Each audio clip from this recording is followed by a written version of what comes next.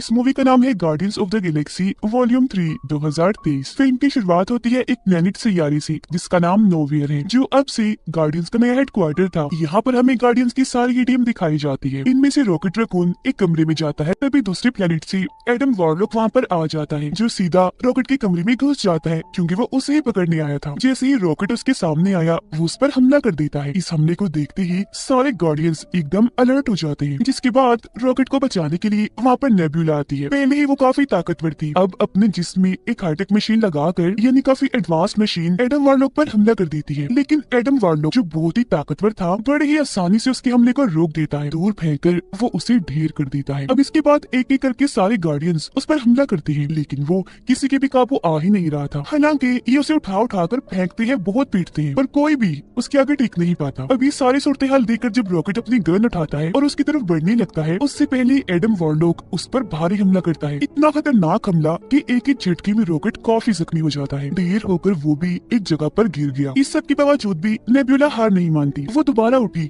अपने हाथ को तलवार बना लेती है, जिसे जाकर वो एडम वार्लॉक के पेट में घुसा देती है, जिससे अब वो इतना जख्मी हो गया कि वहीं पर ही बेहोश हो जाता है। अब इससे पहले कि सारे गार्डियंस दोबारा से उस पर हमला करते, उससे पहले ही एडम वार्लॉक उठता है और झट से नोवेयर से भाग जाता है। अब पीटर और उसका साथी रॉकेट के पास आते हैं, जो जख्मी हालत में वहाँ गिरा पड़ा था। उसका इलाज करने के लिए जख्मों को ठीक करने वाली एक डिवाइस उसके जिस्म से लगा देते हैं, लेकिन जैसे मशीन एक्टिवेट हुई, ऑन हुई, रॉकेट तड़पने लगता है। देखने से लग रहा था जैसे वो मशीन रॉकेट की जान ले रही है। ये देखकर फौरन नेब्यूला वहाँ पर भाग कर आई, पीटर से कहकर जल्दी से इस मशीन को बंद करवाती है। फिर वो रॉकेट के पूरे जिस्म को अच्छे से स्कैन करके चेक करके सबको बताती है कि असल में इसके जिस्म के अंदर बहुत सारी मशीन्स फिट की गई हैं। उन सारी मशीन्स के अंदर एक मशीन ऐसी भी है जिसे रॉकेट के दिल के पास लगाया गया है, और अगर किसी ने भी उस मशीन को निकाले बगैर रॉकेट का इलाज करने की कोशिश की तो वही मशीन रॉकेट की जान ले लेगी। और ये सब कुछ रॉकेट के साथ उस मशीन की वजह से हो रहा था, जो वो तड़प रहा था। सारे ही गार्डियंस रॉकेट को ठीक करने में लग जाते हैं, जबकि रॉकेट जो जख्मी पड़ा था, बेहोश था, उसे अपनी पुरानी यादें याद आने लगती है, यानी कि उसका माजी, गुजरा हुआ वक्त। उसकी यादों में दिखाया जाता है कि बहुत साल पहले रॉकेट एक छोटा सा रकून था, जो एक जानवर ही होता है, जो अपने जैसे बाकी रकून्स के साथ एक पिंजरे में कैद था। लेकिन एक दिन हाई एवोल्यूशनरी वहाँ पर आया, उसने रॉकेट को चुरा लिया, जिसके बाद उस पर एक्सपेरिमेंट किया, जिसके बाद रॉकेट का दिमाग बहुत तेज हो जाता है। उसकी जहानत, उसकी ताकत हाई एवोल्यूशनरी से भी काफी ऊपर चली जाती है। लेकिन जैसे एक्सपेरिमेंट पूरा होता है, बेचारे रॉकेट को दूसरी जेल में डाल दिया जाता है, जहाँ उसके जैसे और भी कई सारे जानवर थे। उन्हें भी यहाँ पर कैद करके लाया गया था एक्सपेरिमेंट करने के लिए। वो 3 जानवर थे जिनकी रॉकेट से दोस्ती हो जाती है। उधर नेब्यूला रॉकेट के पूरे जिस्म को चेक करके ये पता लगवा लेती है कि उसके अंदर जो मशीन फिट की गई है उन्हें कहाँ बनाया गया था। तो वो सभी सोचने लगे कि अगर हम उस जगह पर चले जाए जहाँ पर इन मशीन को बनाया गया था, तो हो सकता है हम रॉकेट को ठीक कर दे। और फिर अगले ही पल वो वहाँ पर जाने का फैसला करते हैं, जो एक दूसरा प्लेनेट था जिसका नाम ऑर्बोस्कोप था। पीटर अपनी पूरी टीम को तैयार कर लेता है, जबकि अपनी 2 साथियों को यहीं पर नोवियर में ही छोड़कर जाता है और उनसे कहता है कि यहाँ का ख्याल तुम दोनों को रखना है। फौरन बाद बाकी टीम को लेकर पीटर अपने मिशन पर निकल गया। अब हमें दिखाया जाता है हाई इवोल्यूशनरी, जहाँ उसके पास ही एडम वॉरलॉक और उसकी मोम थी। यहाँ एडम वॉरलॉक की मोम हाई इवोल्यूशनरी से कहती है कि मेरा बेटा भी बहुत छोटा है, यही वजह है कि वो मिशन में फेल हो गया, रॉकेट को नहीं ला पाया। जो बात सुनकर हाई इवोल्यूशनरी काफी गुस्से में आ गया, कहता है कि मुझे कैसे भी करके रॉकेट चाहिए तो चाहिए। ये कहकर वो एडम वॉरलॉक को बहुत मारता है और उन माँ बेटे को ये धमकी देता है कि अगर अगली बार तुम रॉकेट को लाने में नाकाम रहे और उसे मेरे हवाले ना किया तो मैं तुम्हारी पूरी नस्ल को ही मार दूंगा। यहाँ हमें पता चलता है कि इस वक्त हाई इवोल्यूशनरी जहाँ पर है वो एक पूरा प्लेनेट है। ये पूरा ही प्लेनेट बिल्कुल हमारी जमीन अर्थ जैसा है, इसीलिए इसका नाम भी काउंटर अर्थ है। अब यहाँ हाई एवोल्यूशनरी इतना पागल, इतना अजीब है कि वो चाहता है कि जितने भी प्लैनेट्स और वहाँ पर रहने वाले जानवर और क्रिएचर्स हैं, वो सब एकदम परफेक्ट होने चाहिए, इन्हें हर लिहाज से बिल्कुल ठीक। इसीलिए वो अलग अलग प्लैनेट्स पर जाकर वहाँ के जानवर और क्रिएचर्स को उठाता है और उन पर एक्सपेरिमेंट करके बदलने की कोशिश करता है अपने मुताबिक। वो उन्हें इतना बदलता है कि उसकी सोच के मुताबिक वो परफेक्ट बन जाए। ऐसे ही फिर हाई एवोल्यूशनरी जानवरों और क्रिएचर्स को लेने के लिए जब प्लेनेट अर्थ पर गया, इन्हें हमारी जमीन पर, तो उसे अर्थ इतनी अच्छी लगी कि उसने ठान लिया कि अब मैं भी बिल्कुल प्लेनेट अर्थ जैसा ही एक प्लेनेट बनाऊंगा, जो दिखने में और उसका माहौल बिल्कुल अर्थ जैसा होगा। यहाँ तक कि वहाँ के घर और लोग भी प्लेनेट अर्थ जैसे होंगे, और यही वो प्लेनेट है जिसे काउंटर अर्थ कहते हैं। गार्डियंस की टीम अपने शिप में बैठकर ऑर्बोस्कोप के पास पहुंच गई, लेकिन इससे पहले कि वो ऑर्बोस्कोप के अंदर जाते उनकी शिप में कुछ लोग आ जाते हैं, जिनमें से एक होती है गमोरा। यहाँ ये सारे लोग पीटर क्विल और बाकियों को बताते हैं कि हमें यहाँ पर असल में नेबुला ने बुलाया है, क्योंकि उसने हमसे वादा किया है कि वो हमें 1 लाख का इनाम देगी अगर हम उनके साथ चलकर उनकी मदद करेंगे। इसीलिए अब हम भी तुम्हारे मिशन में तुम्हारा साथ देने आए हैं। अब जैसा कि मैंने आपको बताया, रॉकेट बेहोश है। उसकी यादों में माजी में दोबारा से हम देखते हैं कि हाई एवोल्यूशनरी ने अब तक जितनों पर भी एक्सपेरिमेंट किए थे उनमें से सबसे बेस्ट और परफेक्ट रॉकेट ही था, क्योंकि सबकी निस्बत रॉकेट का दिमाग बहुत तेज है। सबसे पहले हाई एवोल्यूशनरी रॉकेट को पकड़कर उसके दिमाग का टेस्ट लेता है, और जब रॉकेट उस टेस्ट को पास कर लेता है तो हाई एवोल्यूशनरी ये समझ गया कि रॉकेट सच में बहुत होशियार स्मार्ट है। जिसके बाद उसने रॉकेट को काउंटर अर्थ दिखाया, जहाँ पर रॉकेट उड़ते हुए रॉकेट को देखकर पूछता है कि ये क्या है, जिस पर हाई एवोल्यूशनरी कहता है कि ये रॉकेट है जो हमेशा हवा में उड़ता है। जिसके बाद वो रॉकेट के दिमाग को और टेस्ट करने के लिए एक लैब में लेकर आया। वो रॉकेट को वहाँ एक चेम्बर दिखाता है और उसकी आंखों के सामने चेम्बर के अंदर एक टर्टल कछुए को डालता है, और अब वो उस कछुए को बदलने की कोशिश करता है। अब वो कछुआ बदल तो जाता है, लेकिन साथ ही वो बहुत ज्यादा अग्रेसिव गुस्से वाला बन जाता है। ये दिखाते हुए हाई एवोल्यूशनरी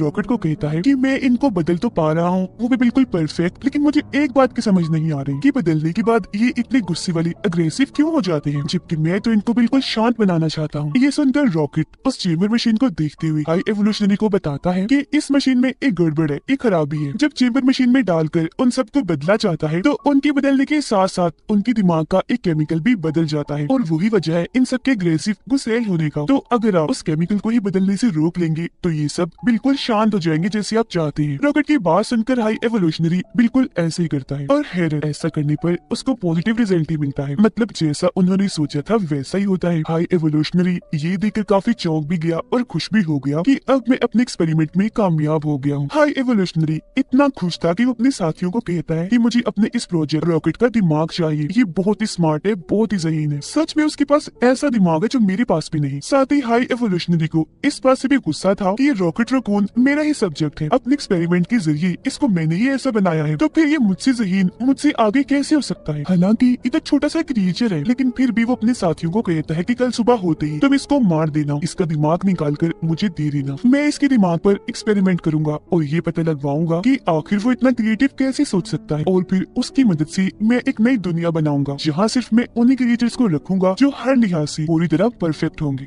बिल्कुल मेरे मुताबिक। और हाँ, इसका दिमाग निकालने के बाद जो इसके साथी है ना, उनको भी मार देना, क्योंकि वो हमारे अब किसी काम के नहीं। इतना कहते ही रॉकेट को दोबारा उसकी जेल में बंद कर दिया जाता है। जेल में आते ही रॉकेट अपने साथियों को बताता है कि कल सुबह होते ही हम सबको मार दिया जाएगा, इसीलिए अब हमें कुछ भी करके यहाँ से निकलना होगा। जिसके बाद बाहर जो स्पेसशिप है उनमें बैठकर हम यहाँ से निकल जाएंगे। ये कहते ही रॉकेट वहाँ पर रखी हुई सारी चीजों को इकट्ठा करता है और एक चाबी बना लेता है। उस चाबी से अपनी जेल का ताला खोलता है और वहाँ से बाहर आ जाता है, और अपनी एक दोस्त जो उसे सबसे प्यारी थी उसको भी बाहर निकाल लेता है। लेकिन तभी वहाँ पर हाई एवोल्यूशनरी आ जाता है जो उसकी दोस्त को गोली मार देता है, जिससे रॉकेट की दोस्त की वहीं पर ही मौत हो जाती है। फिर हाई एवोल्यूशनरी उससे कहता है, मैं जानता था रॉकेट तुम यहाँ से भागने की कोशिश जरूर करोगी, तो इसीलिए मुझे यहाँ पर आना पड़ा, और अब मैं तुम्हारी बाकी साथियों को भी मार दूंगा और अभी के अभी तुम्हारा दिमाग निकालूंगा। सुबह तक का इंतजार मैं नहीं करने वाला। अपनी आंखों के सामने ही रॉकेट अपनी दोस्त को मरा हुआ देखकर बहुत दुखी हो जाता है, और अब उसे काफी गुस्सा भी आ गया था। वो हाई एवोल्यूशनरी पर हमला कर देता है, उसका मुंह नोचकर वहाँ से भाग जाता है।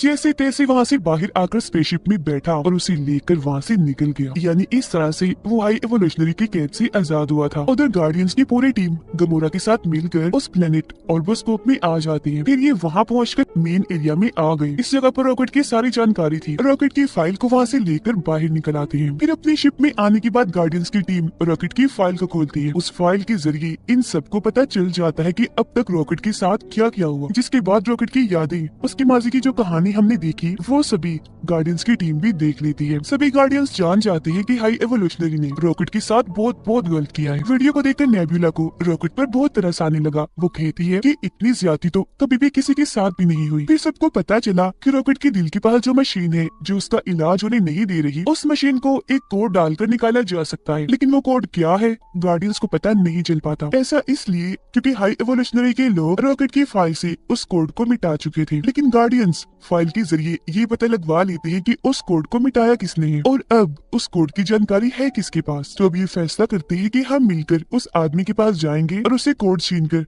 रॉकेट की जान बचाएंगे। लेकिन गमोरा ऐसा करने से मना कर देती है और उनसे कहने लगी कि वो आदमी इस वक्त हाई एवोल्यूशनरी के पास है, तो अगर हम वहाँ गए तो सारे मारे जाएंगे, इसीलिए अब मैं तुम्हारा साथ नहीं दे सकती। वो फिर अपने एक साथी को अपनी लोकेशन भेज देती है कि इस वक्त मैं कहाँ हूँ और मुझे जल्दी से लेने आ जाओ। लेकिन हम देखते हैं कि उसके साथी को ऑर्बोस्कोप में एडम वॉरलॉक और उसकी मॉम ने पकड़ लिया है। तो जैसे गमोरा अपनी लोकेशन भेजती है, उसके बारे में एडम वॉरलॉक और उसकी मॉम को भी पता चल गया था, तो इसीलिए वो गार्डियंस को पकड़ने के लिए जाने लगती है। उधर गार्डियंस जैसे ही हाई एवोल्यूशनरी के पास पहुंचते हैं तो वो इन्हें बताता है कि जानते हो मेरा प्लान क्या है, अब मैं तुम सबको मार दूंगा और तुमसे रॉकेट को हासिल कर लूंगा जो मेरा सब्जेक्ट है। ये सब कुछ मैंने ही किया है, तुम्हें यहाँ पर अपने प्लान के जरिए मैंने ही बुलाया है। जिसके बाद अपने लोगों को वे हुक्म देता है कि बाहर गार्डियंस की शिप में रॉकेट है, जल्दी से जाकर उसे ले आओ। फिर हाई एवोल्यूशनरी जाकर अपनी शिप में बैठ जाता है और अपने लोगों को हुक्म देता है कि अब मेरे जाने के बाद इस पूरे प्लेनेट को तबाह कर दो। उसके लोग ऐसे ही करने लगते हैं, शिप को उड़ाकर धीरे धीरे प्लेनेट को तबाह करने लगते हैं। जिससे होता ये है कि वहाँ पर जगह जगह धमाके होने लगती है। ये सब होता हुआ देखकर गार्डियंस टीम के दो लोग पीटर और ग्रूट जो वहीं पर थे हाई एवोल्यूशनरी के लोगों से लड़ने लगते हैं। अपनी पावरफुल गन से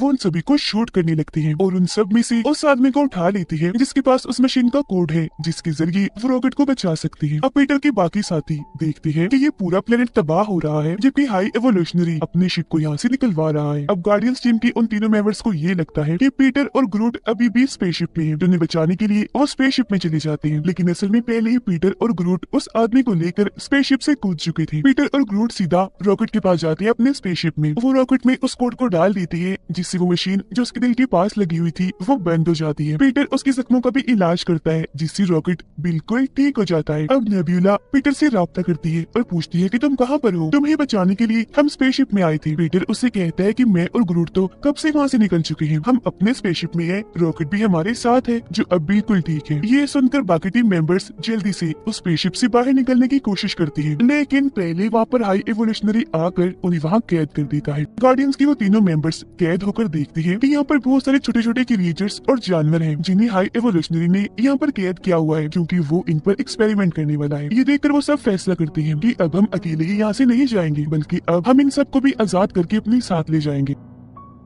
पीटर और उसके बाकी साथी हाई एवोल्यूशनरी की स्पेसशिप के लिए निकल जाते हैं अपने बाकी साथियों को बचाने के लिए। पीटर अपने प्लेनेट नोवियर पर राब्ता करता है और अपने साथी को कहता है कि जल्दी से यहाँ पर आ जाओ जहाँ पर मैं तुम्हें कहता हूँ। तब उसका साथी ऐसे करता है जो लोकेशन थी हाई एवोल्यूशनरी के स्पेसशिप के बिल्कुल पास। जिसके बाद पीटर अपने साथियों को लेकर उसकी स्पेसशिप में आ जाता है अपने साथियों को बचाने के लिए। यहाँ पर हम हाई एवोल्यूशनरी, उसके साथी और गार्डियंस ऑफ द गैलेक्सी की टीम के बीच जबरदस्त किस्म की लड़ाई को देख पाते हैं। लेकिन क्योंकि गार्डियंस की टीम ज्यादा बहादुर थी तो बहुत अच्छे से उनका सामना करती है और एक जबरदस्त सी लड़ाई के बाद उन्हें हरा देते हैं और फिर आखिरकार वो हाई एवोल्यूशनरी को भी हरा देते हैं। फिर वो सारे मिलकर रॉकेट को कहते हैं कि अब तुम हाई एवोल्यूशनरी को जल्दी से मार दो, लेकिन रॉकेट ऐसा करने से मना कर देता है। अपनी टीम को कहता है कि मैं इसके जैसा नहीं हूँ, अगर हाई एवोल्यूशनरी ऐसा है तो मैं उसके जैसा नहीं बन सकता। इसी के साथ गार्डियंस की टीम हाई एवोल्यूशनरी की शिप में जितने भी लोग, जानवर, क्रिएचर्स बंदी थी उन सबको आजाद करवा लेते हैं। वो फिर उन सबको भी नोवियर में डाल देते हैं और खुद भी वहीं आ जाती है। और ये सब करने में उनका साथ एक डॉग देता है जो पीटर का साथी था, क्योंकि वो अपनी ताकतों का इस्तेमाल करके नोवियर प्लेनेट को हाई एवोल्यूशनरी के स्पेसशिप से जोड़ देता है। लेकिन वो इतनी सारी ताकत लगा चुका था कि बीच में ही उसकी ताकत टूट जाती है, जिससे नोवियर प्लेनेट और हाई एवोल्यूशनरी का स्पेसशिप एक दूसरे से अलग अलग हो जाते हैं। जिससे सारे लोग तो नोवियर प्लेनेट पर आ गए थे, लेकिन पीटर अभी भी हाई एवोल्यूशनरी की स्पेसशिप में था। ये देखकर पीटर काफी घबरा गया। वो एक लंबा सा जंप मारकर कूद कर नोवियर में आने की कोशिश करता है, लेकिन उसके ऐसा करने से वो स्पेस में खुले आसमान में ही लटक जाता है, जहाँ उसकी हालत काफी खराब हो जाती है। ऐसा लग रहा था जैसे वो मरने वाला है। लेकिन उससे पहले ही एडम वॉरलॉक वहाँ पर आया और पीटर को उठाकर नोवियर में ले जाता है, जिससे उसकी जान बच जाती है। जिसके बाद सारे गार्डियंस ये फैसला करते हैं कि अब हम